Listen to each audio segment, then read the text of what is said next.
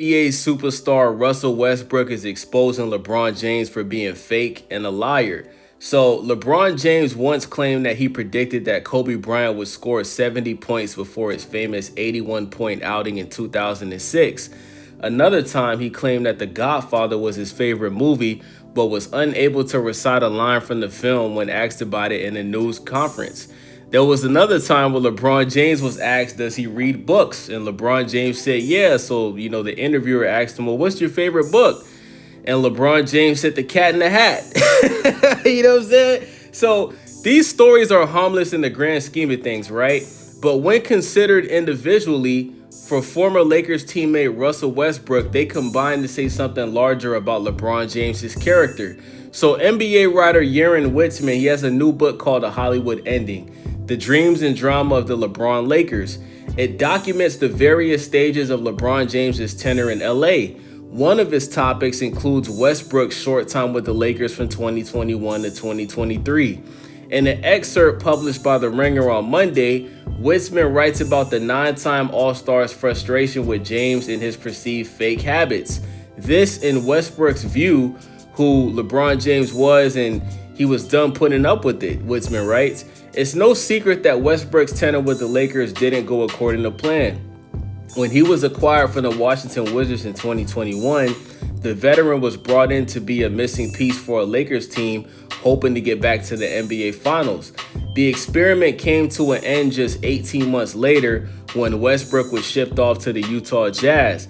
According to Witzman, Westbrook's relationship with James, which started on a high note, fractured quickly.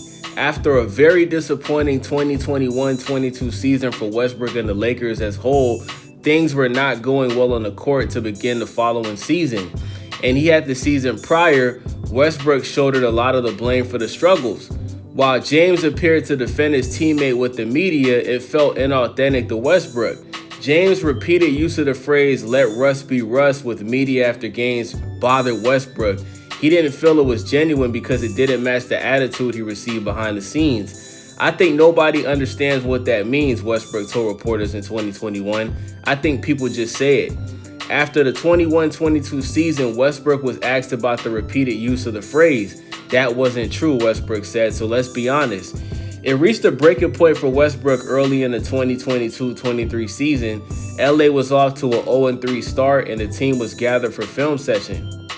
General manager Rob Pelinka informed the group that actor Will Smith would be visiting the practice facility as a special guest. When the season ended, Pelinka was set to bring Smith up to meet the players. James reportedly said, y'all got this, and walked out a back door.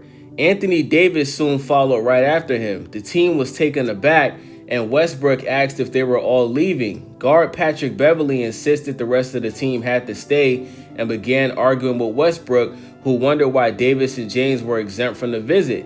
Head coach Darvin Ham eventually left the room and came back with James and Davis. When Smith arrived, James asked numerous questions about his new movie. The actor's visit is documented with the photo posted to the Lakers' social media accounts in which James is smiling and Westbrook is not. So I'm going to include this picture in the video so y'all can take a look at it. I'm looking at the picture right now. So as you can see in the picture, let me see where LeBron is. So yeah, LeBron James is smiling. Russell Westbrook looks dead serious while taking his picture. Russell Westbrook looked pissed the fuck off in this picture, bro. So Westbrook says, I hate that fake shit. Westbrook later told a teammate, according to Witzman, I just can't do it. Westbrook was traded to the Jazz just 4 months later in February of 2023, ending a turbulent stint with the Lakers. His relationship with James has reportedly never recovered, as he admitted in a May 2025 interview. A reporter asked him about, LeBron James. I guess Russell Westbrook. The reporter asked Russell Westbrook if he gave LeBron James any tips for the Met Gala, and Westbrook responded and said, I haven't talked to LeBron in I don't know how long. Among the book's other relations, Witzman writes on the complications surrounding the 2019 Davis trade, which was recently, who gives a fuck about that? So check this out, y'all. Russell Westbrook, he was recruited to the Lakers by LeBron James and Anthony Davis. They both wanted him on the team. When he got to the team, because Russell Westbrook was the third option, let's just call it what it is. LeBron James was the number one option, Anthony Davis was number two, and Westbrook was number three. I always felt like Russell Westbrook's playing style doesn't benefit playing with LeBron James. I think if it was just Russell Westbrook and Anthony Davis on the same team, I think they would have had a lot more success. But when you have two guys like LeBron James and Russell Westbrook who are ball dominant, they're both not good three-point shooters. The only difference between Russ and LeBron is obviously LeBron is taller. LeBron is he causes less turnovers. LeBron is a better passer. And I just felt like those styles just didn't match each other. You know what I'm saying? And I believe Russell Westbrook. When LeBron James was in the media saying just let Russ be Russ, I totally agree with Russell Westbrook. He didn't really mean that, because when you look at all of the teams that LeBron James has played for where he was on the big three, he expected one out of the three players on the big three teams to basically take a lesser role. For example, when he went to the Miami Heat, Chris Bosh had to take a lesser role because he was playing with LeBron and D Wade. You look at the Cleveland Cavaliers. LeBron James was the number one option, Kyrie Irving was the number two option, and Kevin Love was the third option. He literally was like subtweeting. He was subtweeting Kevin Love on Twitter, basically telling him to fall in line and basically become a spot-up three-point shooter. You look at Kevin Love, how he played in Minnesota. He was a paint-dominant center. He occasionally shot three-pointers, but he mostly got his points in the paint.